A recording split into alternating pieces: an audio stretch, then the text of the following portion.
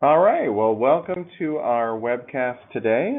My name is Rob Bean, and I'm a partner with Refactored. We are going to be talking about our 2018 Sales Enablement Benchmark Survey, all the things we learned, what it means to you, and what you should be doing about it. Before we get going, though, I just want to take some time to thank you for you providing the time to be here today. I know it's often hard to pull yourself away to kind of understand what the trends are, what's going on in the industry. So I appreciate you taking the time, and we also have a number of people that both represent sales and marketing in attendance. So that's great to see as well. Secondly, I want to do a big thank you to our wonderful BMA partners, both here in Colorado, but also in Texas and Kansas, have really helped to give us and broaden our reach as it relates to the survey. We've got a couple hundred people that have participated, and then we've got a number of people on here today that are interested in hearing the results of the survey. So thank you again to our partners for helping out with that.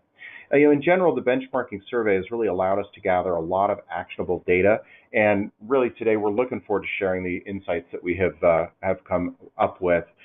Really lots and lots to learn in this growing discipline area. Just a couple housekeeping things. So first, I'd just like to say that the slides are going to be available in the download section, and they'll also be sent later on. And then secondly, after the session is over today, you will receive a recording of this webinar, plus, again, those links to all of the resources we're going to talk about. So before we get going, I just want to say, why is a company like Refactored talking about sales enablement? Well, from my perspective, we know that both sales and marketing success, they're driven by compelling stories. These days, it's not enough just to say you have a solution. It's much more effective to demonstrate how your customers are leveraging your solutions or products to overcome their challenges. If you can capture that story and put that out to the market in a number of different ways, that is the kind of content that really resonates. So, long way of saying we care deeply about content. And then as an agency, we see gaps within organizations all the time, and those are gaps are sometimes where we can come in and help in different capacities to help close those gaps. Two common gaps we see. One is the lack of engaging content that's relevant to the prospective buyer. And so basically, how do we improve that content? And then the second thing is the lack of true collaboration between sales and marketing. Everybody says we need to work together better, but how do we actually make that happen and make that a reality?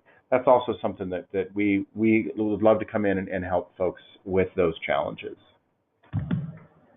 So as we keep going today, I want to introduce, again, myself, partner marketing strategist here at Refactored, and Nick Bettis will be talking quite a bit today. He's our Director of Demand Generation Strategy.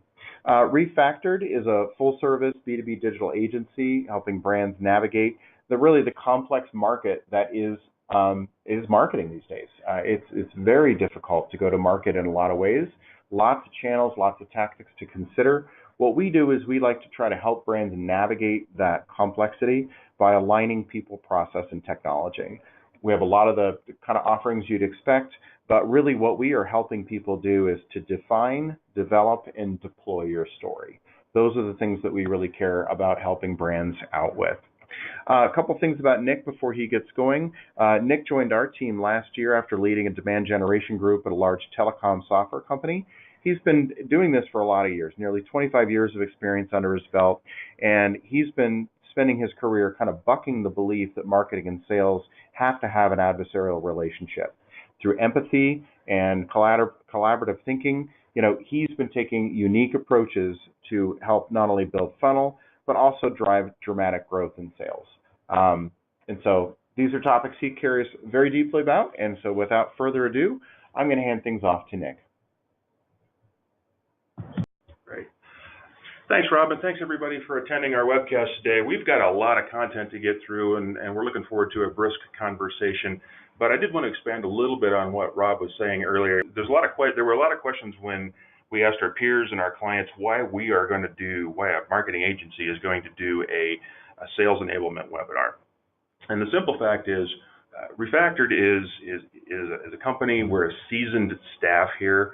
It's a polite way of saying that we've got some folks that have been in industry for a very long time, And we've always taken a very pragmatic approach to marketing, looking at not just how we can do cool websites and make things look great, but focusing on how marketing can drive revenue, can support sales and drive revenue. And pursuant to that, last year I attended the Sales Enablement Society's National Conference in Dallas. For the first time, I just wanted to keep my finger on the pulse of sales enablement. And a couple of things struck me as interesting while I was there. One was that a lot of the things that sales enablement professionals are being asked to do today are activities that I, as a marketing leader in software companies on the client side for many, many years, I always expected me or my team to be doing these things. The other thing that struck me, and we'll go into that in a little more detail, the other thing that struck me was somewhat of a lack of focus on what sales enablement really is. So, interestingly enough, at that conference, they were trying to come up with a set definition of what sales enablement is. And I don't want to read this whole thing. I just want you to look at this and say, wow, there's a lot of components to this description. And it gets even broader when you look at other organizations and how they define sales enablement. Forrester and IDC and CSO Insights all have their own definitions of sales enablement. But at the end of the day, there are 7 components that really seem to always be represented in these definitions. Tracking metrics and results, aligning the sales team with other functional groups within the organization, gathering and providing market information to sales, providing sales-ready content, onboarding new sales representatives and or new channel partners, sales training, typically skills training, and then of course sales tools such as Salesforce and other technical tools. But from our perspective, what Refactored, what we wanted to do was help companies understand how they're doing in the following areas: results tracking, sales and marketing alignment in particular, market information, and sales-ready content. We wanted to look at this from a marketeer's perspective of how we can help sales be more effective, drive revenue for the company, and then therefore make everybody more successful.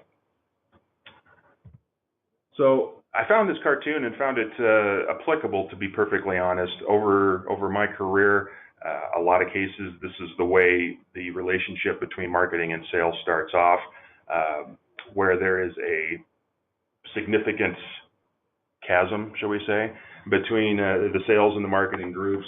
Sales, in fact, it may be very adversarial at times. But the simple fact is, despite whatever this chasm may be, the collaboration just simply must happen between these groups. We did a lot of data mining before we started this webcast, before we started this whole survey effort, in fact, and we found source after source after source that were citing metrics that say organizations that have marketing activities are actively enabling sales, they experience 20% higher annual growth rates. They experience 36% higher customer retention rates, 38% higher sales win rates, 209% more revenue from marketing sourced leads, and 24% faster growth and 27% faster profit growth over a 3-year period. These are not insignificant numbers. This is how you grow a business that might be, getting into the more mature life cycle. You've got to optimize the opportunities that you do get, and aligning your sales and marketing teams is one of the best ways you can do that. Well, and again, Nick, I think the reason that this is so compelling and these numbers are as high as they are is for that reason that I mentioned at the beginning, is that oftentimes sales and accounts know what the up at night issues are, but that up at night issue is not being shared with the marketing team, and so the marketing team may be off on a different tangent from a campaign perspective, not really speaking to the customer. So the moment those two groups come together, they have that opportunity to align on the customer, focus on the customer, and make sure they're delivering messages that resonate with the customer. Yeah, and we've got some metrics from our survey that definitely validate that comment, Rob. But the problem is, in most cases, it's just not. Over the course of my career, I have seen multiple companies that have started off very rough in how in the relationship between sales and marketing, how they communicate, and how what their expectations are for support between those two groups. So I wanted to jump into some of the key findings from our survey, and then we'll dive into the more details of each of the questions as we go through this. And again, if we've got questions on any of these topics as we go through them, feel free to put a question into the box. We're going to hold all the questions till the end so we can get through all of our content. We do have 15 questions to get through, and I wanted to save some time for the Q&A at the end. But the key findings to preempt everything were the communication between sales and marketing definitely still needs attention. We saw significant metrics that show that sales and marketing do not collaborate as well as they should be. Effective content creation and distribution to the sales team is still a challenge. It always has been a challenge, and we are hoping that by doing some of these types of benchmarking activities and helping our clients, we can resolve or start to mitigate this damage. Alignment on and visibility into the state of the marketing and sales funnel is very limited in a lot of organizations. This might be for a number of reasons. Maybe it's a cultural thing in an organization. Maybe it's just something that nobody has really thought about, but it's something we're going to address with one of our questions later. And then finally, senior leadership may have a little bit of a limited visibility into problems that may exist. The survey that we conducted was targeted at marketing professionals, sales professionals, as well as executive level contacts.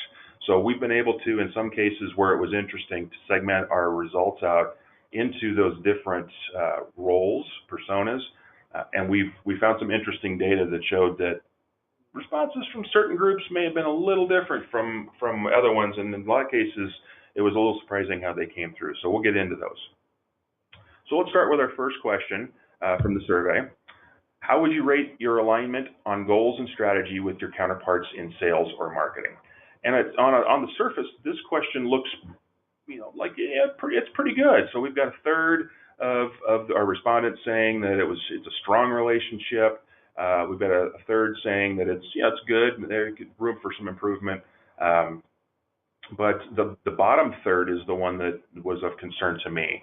And again, if you look at this not from the perspective of 6 in 10 or 6 1/3 of 10 companies are doing well, but you can look at this that 3 in 10 companies have got a real problem with their communication and their alignment on strategies with their counterparts. That's going to cause problems. This is an opportunity for those companies that may not feel like they've got that type of a relationship and that type of alignment with their sales and marketing organizations. And towards the end of the webcast, we'll talk a little bit more about some things you can do to start to build that alignment with them. Our second question was, do both your sales and marketing teams have real-time access to the state of the marketing funnel or sales pipeline? And 34% said, yep, we are spot on. We communicate well. We all understand where the funnel stands at any time. We're using that as a strategic tool to maintain a consistent flow of pipeline for our sales team to work on. But 65% actually cited visibility issues into that pipeline. Again, this might be because marketing's value is not seen as a strategic organization. They're looked at in some organizations. They're looked at as more of a doing type of a function rather than a strategic thinking and a strategic partner to sales. But this is a real concern to me in that you're missing out on the opportunity as a marketing person to show the value that you can bring to your organization if you're not actively trying to go out there and say, hey, we need to understand where you guys are, you salespeople, where you are with funnel, where are the weaknesses, where are the strengths, and how can we help to mitigate that damage or any damage that may be there, or take advantage of opportunities or good things that are going on. Our next question was, based on your observations and or experience, what level of value does marketing bring to your company's sales team? So in this particular case, probably in aggregate, this looks about what you might expect. A lot of middle of the road responses that high value, moderate value. What was really interesting to me in analyzing the data was that 69% of the marketing contacts that responded to this question said, yep, we're providing high or very high value to our sales team. But of the sales contacts that responded to this question, only 44% said that that was the case. Might suggest a bit of a disconnect between what sales thinks they should be getting and what marketing thinks they're providing. And again, this is something that can be fairly easily mitigated with some simple conversations, setting up weekly talks to collaborate on the state of the pipeline, to collaborate on where the weaknesses are. This is something that's pretty easy to resolve if you just take a little bit of initiative. So Nick, kind of based on your experience, what primary areas does marketing tend to fall down on when they're trying to enable sales? Yeah, it's an interesting question.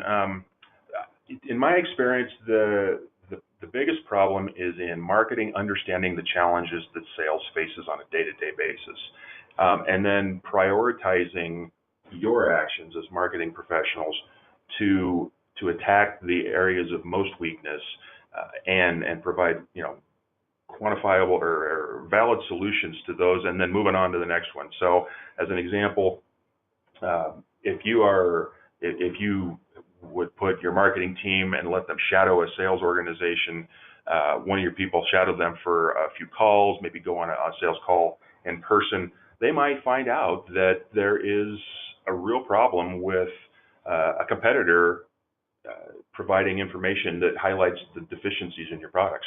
And sales may not communicate that to you openly, but if you are in that conversation and you're listening to it, you're analyzing it, you have a little empathy for your sales team, you can go back and say, all right, we need to create a competitive document that mitigates the damage that they're doing, as well as highlighting our value proposition. So I would say it's in that understanding what sales needs in order to optimize their revenue. Yeah, I think part of it's kind of that whole idea of walking a mile in somebody's shoes. I saw a thing on LinkedIn about a month or so ago where there was a director of marketing that basically said for the remainder of the first quarter, they were going to basically sit in a salesperson's chair and live it out. And then there was a number of follow-throughs about the things that were learned and the eyes that were opened. And that's not to be said in a negative way. It's when you're in your world or in your silo, many times you don't think about the specific needs, and often it can be harder than you might imagine, or you may see opportunities that you hadn't been able to see until you were in a different space. Salespeople, at the end of the day, it's important for sales or marketing people to understand that salespeople just think differently, and it's really important to get in there and understand how they're thinking. And they likely need to think differently. Their concerns are different. So moving on to our next question, from your perspective, do you have effective sales support content throughout the buyer's journey? In this particular question, only 17% of our respondents said that sales has exactly what they need to be effective. And as cliche as the comment might be, in today's marketing world, content is still king. It's so important for marketing, again, as part of that collaboration or those meetings with sales, to understand where the gaps are in the content throughout the buyer's journey. So looking at the personas and understanding how they buy, understanding how they prefer to do their research before ever contacting your organization by phone, more of a human interaction, and map that out in advance and provide the content and the messaging for your sales team to be able to optimize those communications when they do come, either offline or in person. So Nick, in your experience, when you look at a buyer's journey, starting with somebody trying to identify that they have a problem or that they're trying to solve a problem, and then they get into the learning about the options of solving a problem and so forth, is there a particular stage in the buyer's journey that tends to always lack in content, or that you see where there might be some kind of deficiency? Yeah, there's a lot of marketing professionals out there, myself included, early in my career, really were focused solely on top of funnel content. And that largely has to do with, in many cases, on how they're comped, how they're bonused. But if there is not a component of compensation for marketing that is associated with revenue achievement, then they're looking at top of funnel where we need to produce content that will get people to say, raise their hand in some way, and we throw it over the fence, and then sales will do something with it. But the simple fact is sales needs content. Then at the middle phase, you've got them saying, yeah, I've got a problem, but now you need to tell them why it's important to make a change now. And I think that's the phase that really tends to fall down, is finding that middle ground where we're trying to get them to say, I've got a problem. I'll use an example. So I worked for a manufacturing company once that produced hydrocarbon petroleum detection cables. It was designed to detect leaks in oil rigs typically. And we could get top of funnel leads in pretty quickly, get people interested in it.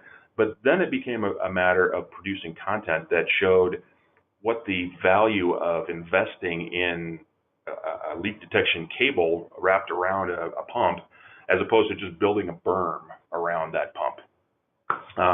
So that's the kind of content that is really mostly missing. At the end of the funnel, there's a lot of competitive comparison where you're selling your product over your competitors, but yeah, it becomes that thing where it's not enough just to say we have a solution that fits this need. It's like trying to surface those stories where customers have actually leveraged your solution and how they carried it forward. If you can help your customer tell that story of end value, that's going to resonate better with prospects that are in that buying journey than seeing another data sheet that just talks about specs or speeds and feeds. Yeah, exactly. So we've actually created a tool that you can download for free off of our website.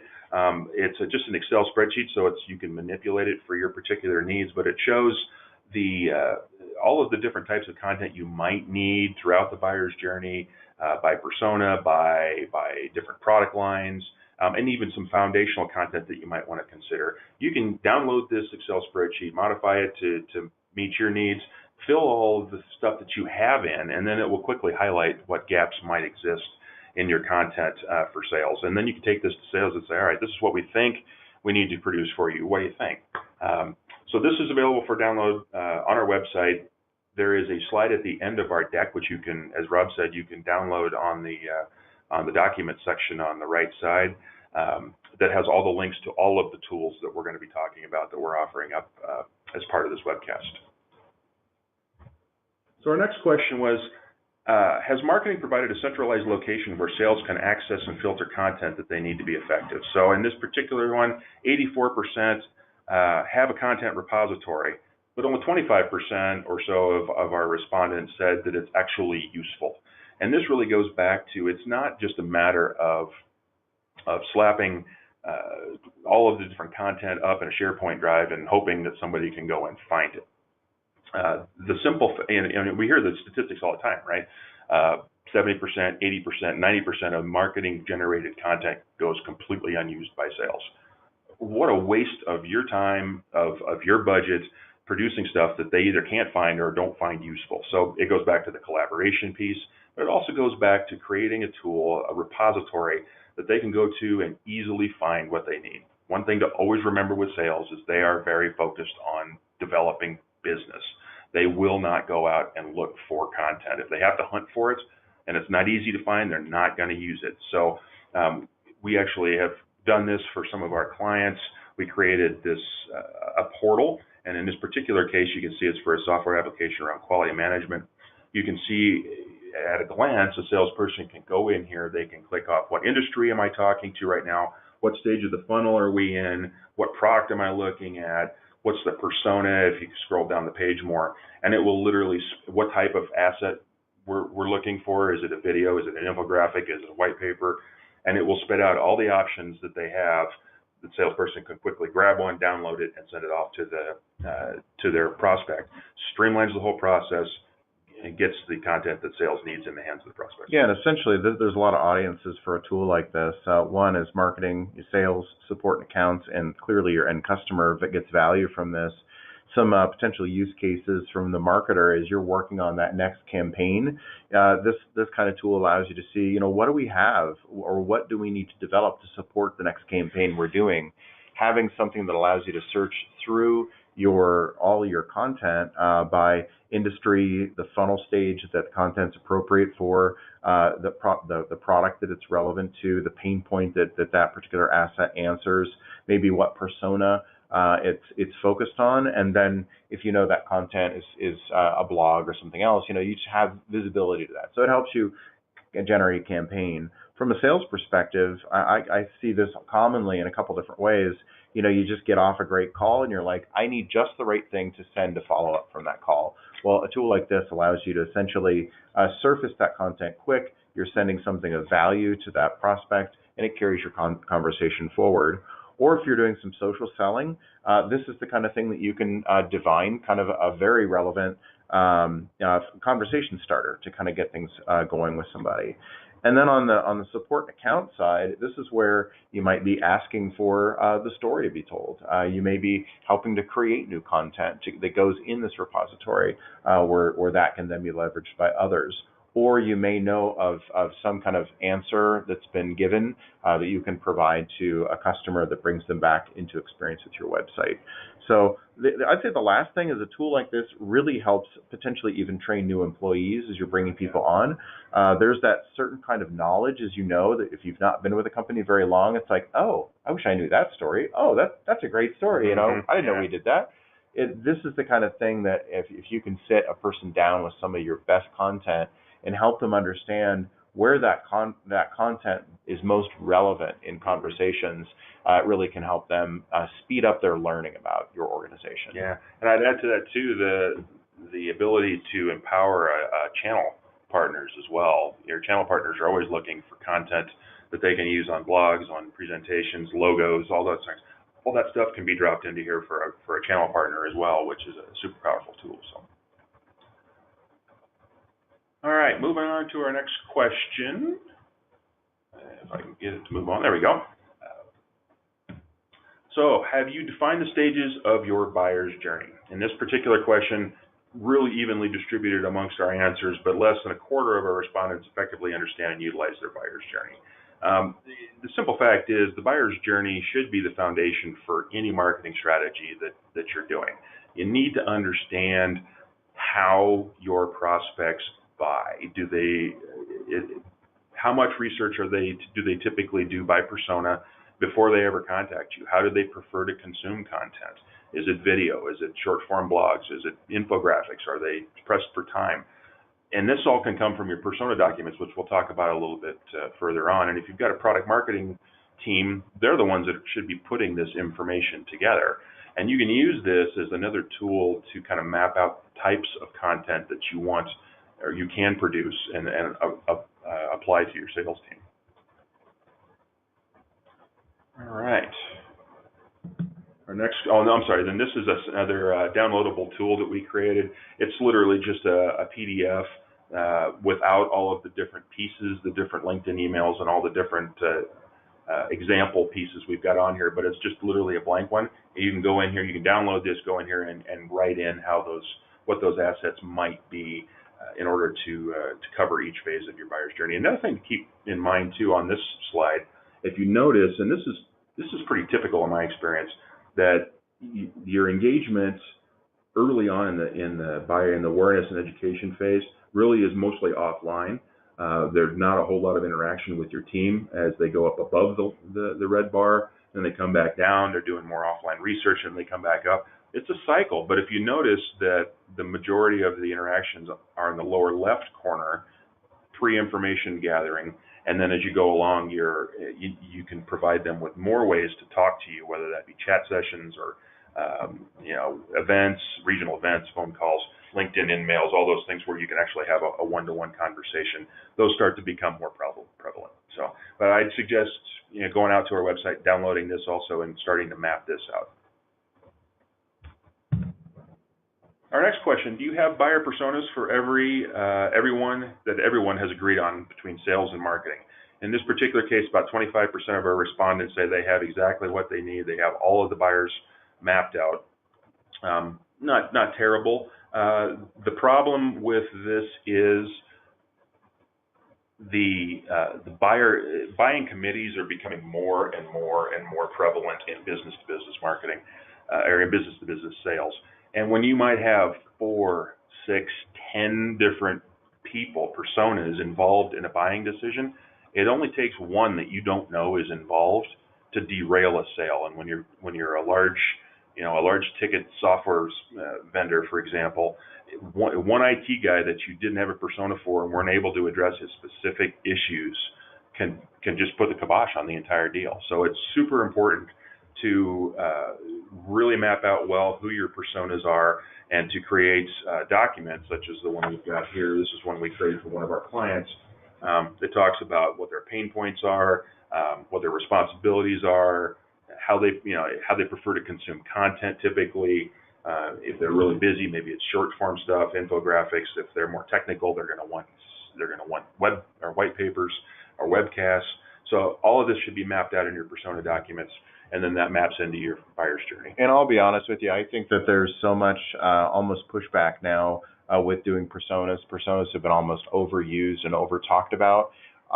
These are really just the end product. It's where we're kind of putting a sort of the brief together on who our customers are. It gives you that touch point. We all know why you do personas.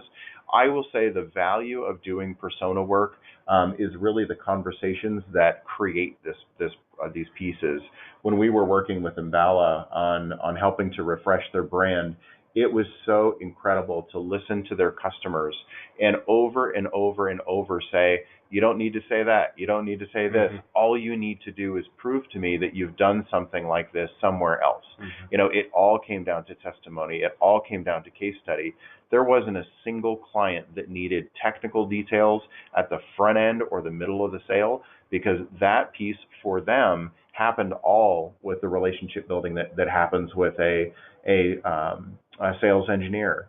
And that's actually really good information to know, because that helps you set your digital strategy for what do we want to use our site to do? What do we want to have the content strategy focus on?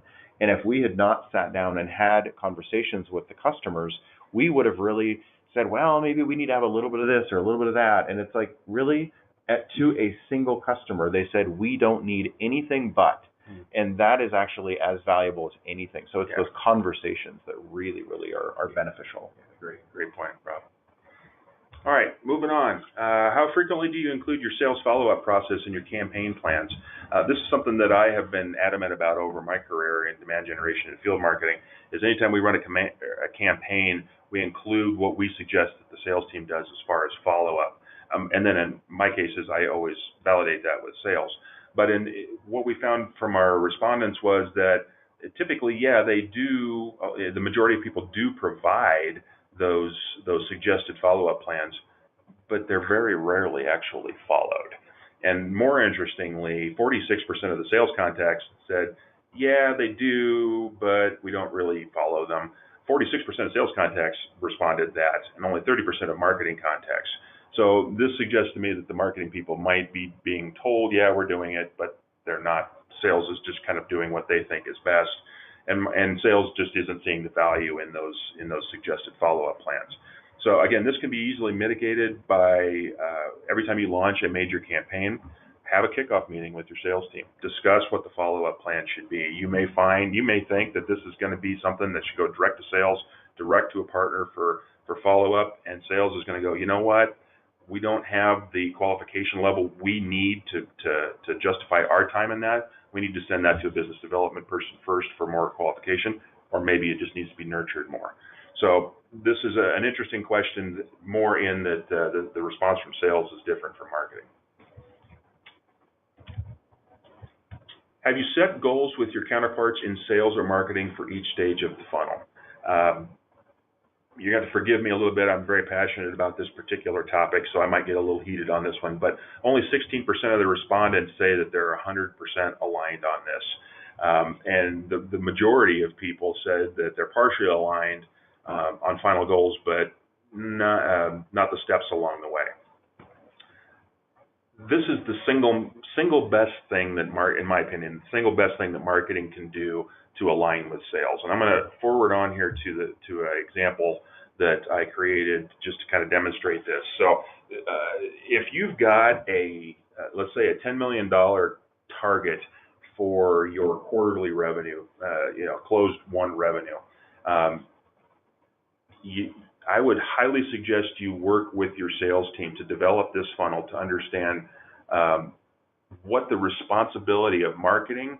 If you've got a business development group that's banging phones to generate business, your sales team's going to be doing their own demand generation outreach as well. You might have a channel partner that's going to be generating leads also. Define what those expectations are. In this particular example, 35% of our closed won revenue should come from marketing. 35 more should come from business development, 20 from sales, and 10% from the channel. And if you combine that with some numbers, some typical close or conversion rates along the right side there, from marketing qualified leads to telesales qualified leads to sales qualified leads to closed business, you can actually construct this funnel backwards and show exactly how many MQLs marketing needs to provide in order to meet their commitment. This funnel becomes the foundation for the conversation that happens with sales.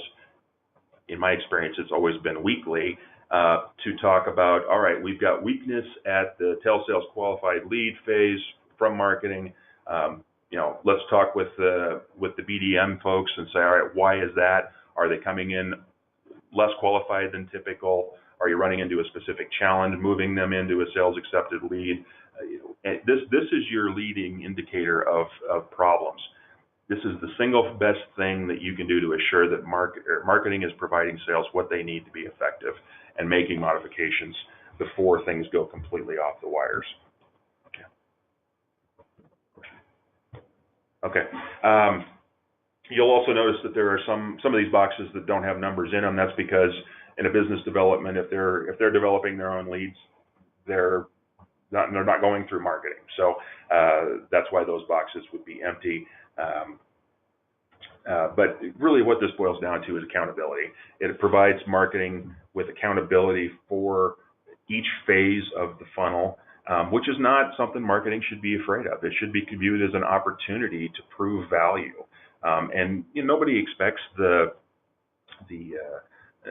every section of this funnel to be spot on all the time, but that's what we learn from. That's what we make modifications. Yeah, and I think it's tough probably. A lot of marketing people tend to focus on those leading indicators. So, top of funnel leads or clicks or impressions, things like that. How many likes are we getting? Mm-hmm. But to realize that those things are important as marketing metrics, but at the same time, marketing metrics have to do something for the business at the end of the day. Yeah. And so, if we can find ways to track other pieces, are the leads we're sending actually closing? Are they going beyond just being sales qualified? But maybe, a lot of those are falling away. Mm-hmm. As a marketer, I would want to certainly know that, because that means I need to go find a better qualified lead. Right. Or maybe sales is saying, there's a shifting need for us to consider something a sales qualified lead. Maybe it's just different now. But that conversation will bring that out. And a lot of people ask me too, what if I don't know these percentages along the top or the right side? The simple fact is, if you sometimes you can mine your CRM system to get those metrics, or at least get you in the ballpark. But if you just don't, just take a shot at it, make a guess, and then do it over a quarter. Collaborate with sales, and then make modifications after the quarter is over. Maybe you find that marketing is able to produce 50% of the leads that generate the revenue, and so you make the modification, and the expectations going forward would become that. Maybe we find out only 30% should come from marketing. But sometimes you just got to put a stake in the sand and see what happens and monitor over time. All right, so let's move on. Do you feel the marketing and sales teams are 100% aligned on the types of demand generation you should be driving revenue? Only 11% of our respondents said that they are 100% aligned on this particular metric. The vast majority is saying for the most part they are. But the one thing that stuck out to me as I was analyzing this was, of the executive contacts that responded to this question, a much higher percentage said that they thought that sales and marketing were 100% aligned on whether they should be going after conducting account-based type programs, broad lead-based type programs, should be going after customers for add-on cross-sell, or should be going after net new.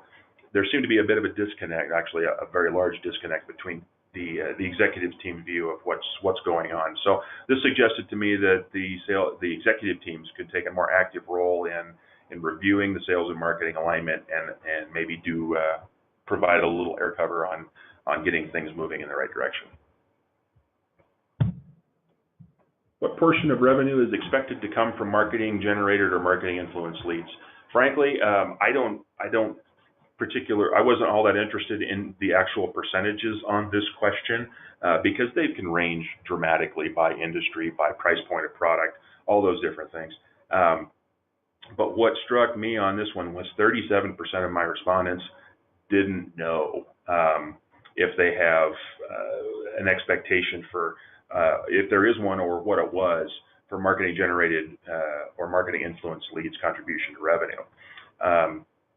This is a bit of a concern. Again, it kind of goes back to the pipeline question, but it's highly valuable for marketing to have a complete picture of what they are expected to produce and make modifications along the way so that they can be successful. When I used to run a marketing team at Tango, we'd have weekly meetings with sales. We'd review that funnel that we talked about earlier, and I would take it back to my entire marketing team.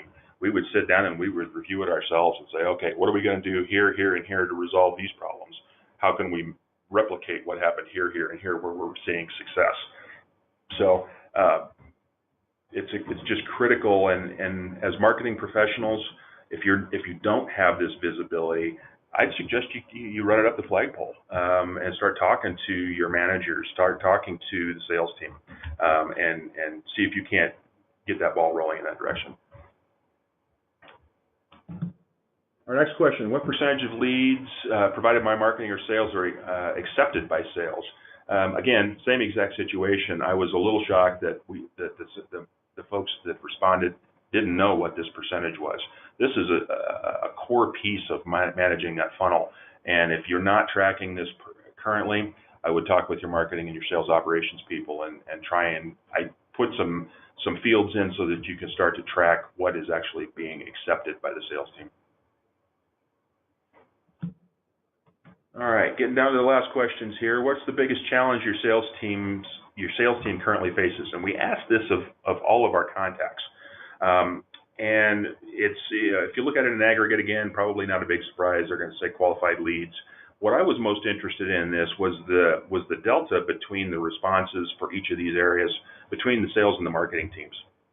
The three areas that have the largest disconnect between sales and marketing were lack of qualified leads, availability of prospecting data, and weak or no sales content. Those are all three areas that marketing can and should be helping with. And sales is saying we aren't getting what we need, and marketing is ranking it lower as a problem. So again, collaboration, understanding what sales needs, and prioritizing and getting it in their hands. And then our last question was, what are the biggest challenges that the marketing team faces? Again, we're flipping this a little bit, asking both sales and marketing the same questions. Less interested on this one on the delta side, simply because marketing, or in a lot of cases, sales doesn't care what marketing's challenges are. But from an aggregate perspective, no shocker here. Budget, bandwidth for campaigns, bandwidth for content creation. Yeah. So I mean, obviously, bandwidth is always an issue. It's probably not a surprise to anybody on this call today, but what can attendees be thinking about to resolve these kinds of problems? Yeah. So you really need to, again, have that collaboration with sales to understand where the problems really are, and especially in that content area. Again, if you can identify where they're lacking, where they're struggling within the buyer's journey, look at you can prioritize where the biggest areas of challenge are and get to work immediately on those types of content. In a lot of cases, the content creation teams just aren't big enough. Every company, I've never been in a company before that the content team was actually large enough to do what it needed to do. So you can advocate for, certainly advocate for more funding, more people. But at the end of the day, the easiest thing really to do is to find a good agency to outsource the content to. But always when you're doing that, always look for one that's got people who understand how to write the various types of content, whether that be more conversational content, whether that be more technical content, and they can provide the breadth of content, video, infographics, white papers, ebooks, all that stuff, because you're going to need a variety of different types of content. All right, so with that, let's recap. So the key takeaways from we talked about earlier, +1. So the baseline is sales enablement continues to evolve. There still probably isn't a great definition of what exactly sales enablement is at this point, but it's being discussed. These critical revenue generating groups have got to learn to communicate better, and we'll get into a little more tactics around this in a minute. Effective and consistent content creation is challenging, but it is addressable. Align on the funnel needs is lacking, but again, if with a little collaboration, that can be resolved. And senior leadership really can take more of a direct involvement in this conversation and help push down from the top. So what now? The action items at kind of a 30,000-foot macro level. So here's 4 takeaways that I'd suggest. Take an honest look at what your situation is. Everybody's situation is a little bit different. They're going to, depending on your company culture, depending on your industry, everything's a little different. But take an honest look at what are you doing everything you can in order to support your sales team. This should be a collaborative, strategic partnership, not an adversarial one. Know the depth of the problem, the potential problems, and prioritize. There are certain things that might not move the needle that you could work on. Focus on the things that are going to move the needle. Foster a culture of collaboration. Easy stuff that you can do to stay in front of your sales team, which we'll get into on the next slide. And then just take action. Start. Do something and expand on it. See what works with the sales team. See what they're not receptive to, and just start taking action. So at a more tactical level then, I'd suggest setting up a weekly meeting with your sales team where you review the pipeline, you review the needs, you ask probing questions. You can, if you have a hard time doing that, at least send Friday updates to your sales team saying this is what we've done, this is the results we saw, here's the challenges we faced, and here's what we're going to do to resolve them. That goes a long ways to just getting their buy-in that marketing is trying to be a value add. And I think even from the sales perspective, reversing some of this and making sure sales is also updating marketing so that, you know, it's not always a one-way conversation. These things really, to make them work as collaborations, there needs to be ownership on both sides. Yeah. Use data as a feather and not a 2x4. You can use this deck. You can use our survey. You take it to your sales and your marketing senior leadership and say, hey, we can make a difference if we do this. But don't take it to them in more of a threatening way. I would just say, you know, we would like to explore how we can do this. Manage up, kind of compared to all of these other ones, just make sure you're talking to your managers and you make it clear that you want to make a difference. Do some sales shadowing, which we talked about earlier. Prioritize needs and deliver. Again, talked about that earlier. But the key thing is here, you need to be looking for quick wins to prove the value and get them on board, get everybody on board, and so we can take the next steps. Then, you know, probably the biggest thing on this list, it doesn't hurt to self-promote. I know it's uncomfortable in a lot of cases, but self-promoting with those Friday updates, with conversations with sales, will go a long ways, and it's a great thing to do. And then just keep trying. So I think the one thing I want to kind of leave here is you know, we're definitely here at Refactored passionate about storytelling, passionate about content, and how storytelling can affect sales and business results. These are sort of our 5 non-negotiables that we always talk about. You know, our mission is to really help strengthen brands from the inside out. Refactoring really talks about how do we change a few elements to make things more efficient, to make them run better. Many times it's a couple of elements. Sometimes you're refactoring a number of things under the surface, but it's moving your brand forward. And that's the kind of company that we want to be. So these are the 5 things that we always try to put on the projects we're working on, but we would encourage you to be thinking about these kinds of things as well. One is again, understanding how your prospects learn, what their challenges are, developing those campaigns from the start that are going to force alignment between sales and marketing. How do you make sure that each piece that you're doing is quality over just producing a lot of content? that one can be a struggle. It could be because you've got certain relationships that are built up, and certain content's easier to produce than others. But let's make sure there's a good balance and a good high level of quality. This next one really goes back to understanding your prospects. What's going to be relevant? What's going to feel timely? And what's going to really help kind of move the ball down the field in a lot of ways? How do we be using content to build momentum? And finally, make sure that the experience you're providing, whether it be always email or whether it be a true ecosystem of digital touch points and some live touch points, make sure that customer experience you're providing is effective. And so you do that by measuring it. You do it by installing software on your site that allows you to record sessions and replay sessions and understand how are people using these things I'm creating. Are they doing the things we expect them to do, or are they telling us by showing that really we need to do something different? So that's what I would say on helping to strengthen your brand. Great.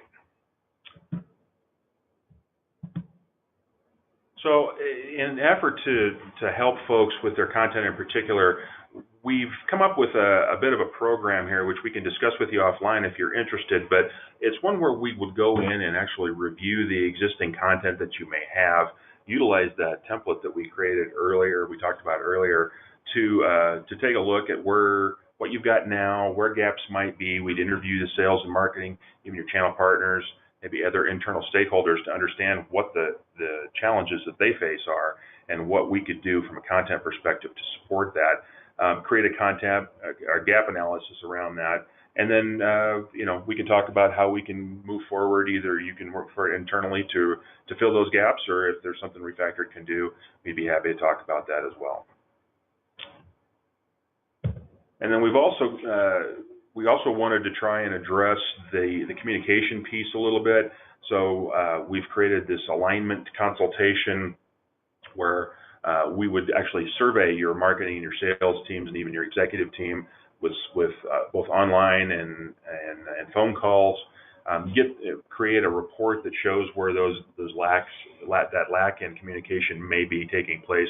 We can even conduct a workshop where we start talking about where are the gaps at, what can we do to focus on the demand generation activities that are going to be most effective, and then put together an execution templates and have office hours where we could actually discuss those. So again, if that's something that might be useful to you, just let us know. And honestly, to me, I think the value of something like this is if you've ever been through efforts where you're trying to either bridge new relationship, many times that can be rife with problems.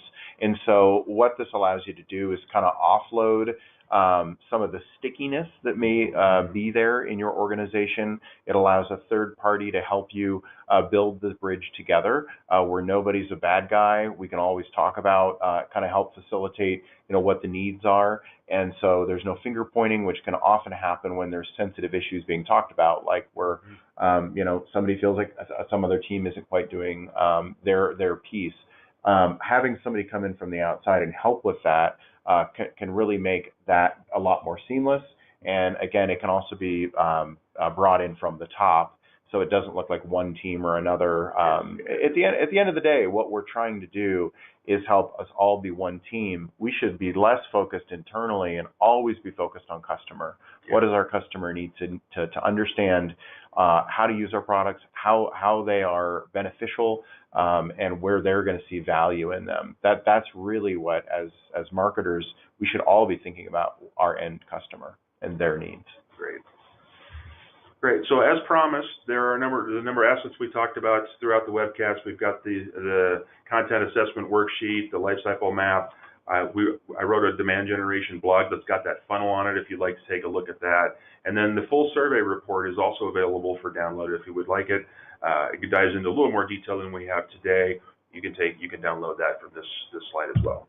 So one of the things I want to just leave off on, this got cut off at the beginning of our presentation, but I really want to thank all of our partners with BMA for helping to pull this survey both together and for you to take your time to learn about the insights We've had teams from Colorado, Texas, and Kansas City, and across Kansas, all participating in this particular effort. And so we really want to thank everybody for participating and for your time today. Absolutely.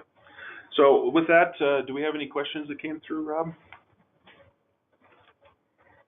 Let's see.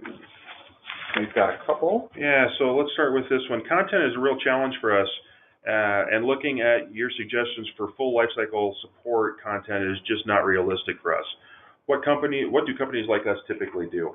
Again, this is really revolves around looking at first of all, prioritizing where your sales team needs the most help, what your sales team needs the most help with, and then if the demand for more content is just so great that you're just not going to be able to get to it in a timely manner, then I would highly suggest you take a look at outsourcing some of that copy creation.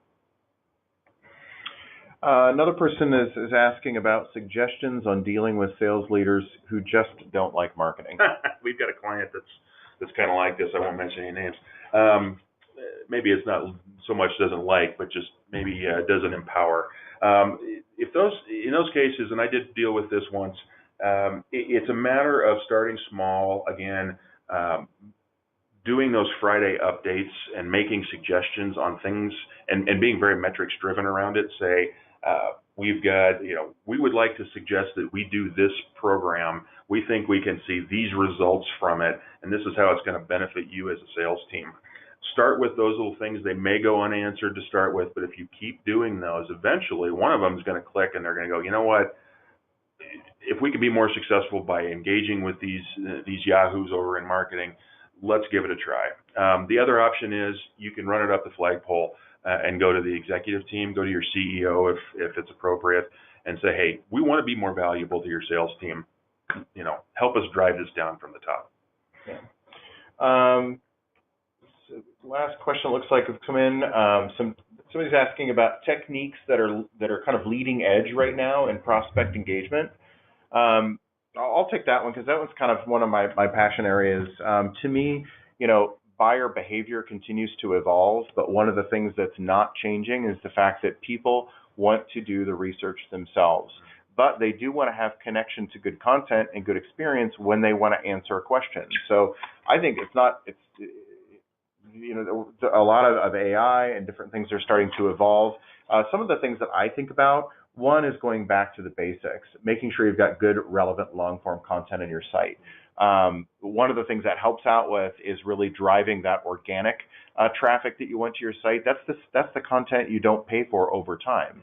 So with paid search, you're often trying to attract eyeballs based on search behavior. But if we can get that same level of traffic by just having the right content that matches with searcher intent on your site, that's content that you don't have to pay for year in and year out. We actually have a client that we looked at the value of their organic traffic last year, and in 1 year's time, we were able to generate over $500,000 in organic traffic. That's a staggering amount of money that they would have had to pay if they were looking at the same keywords in a paid search campaign.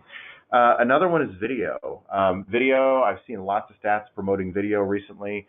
We've used video for years and years and years just because you can tell stories in a way that you just can't get across in text. People want to listen. People want to watch.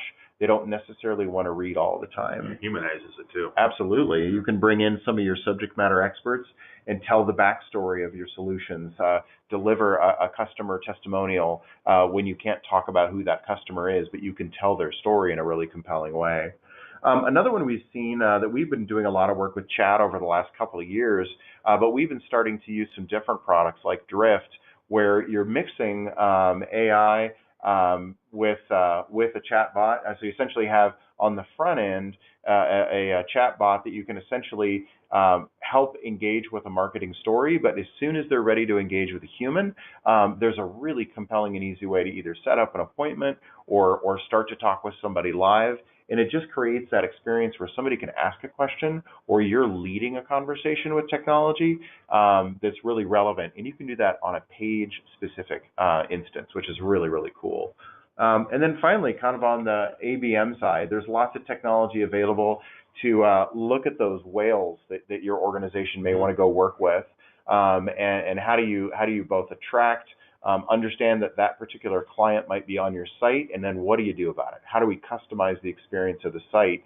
And so there's really a lot of exciting things happening in account-based marketing these days as well.